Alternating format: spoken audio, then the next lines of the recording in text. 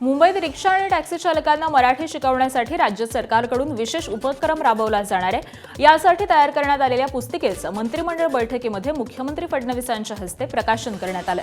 त्याचबरोबर रिक्षा चालकांना 1 मे ते 15 ऑगस्ट या कालावधीमध्ये मराठी शिकवण्याची मोहीम राबवली जाणार असून या काळामध्ये कोणताही दंड आकारला जाणार नाही, अशी माहिती परिवहन मंत्री प्रताप सरनाईकांनी दिली आहे। त्याबरोबरच चालकांनी प्रवाशांशी मराठीत संवाद साधावा आणि प्रवाशांनी देखील सरकारला सहकार्य करावं, असं आवाहन त्यांनी केलंय।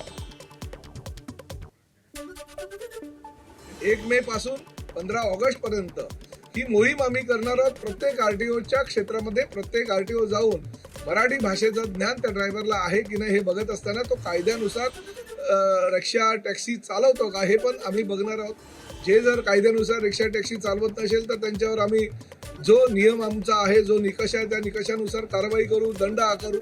परंतु मराठी भाषेविषयी मात्र आम्ही त्यांना दंड 15 ऑगस्ट पर्यंत न करण्याचा निर्णय घेतलेला आहे।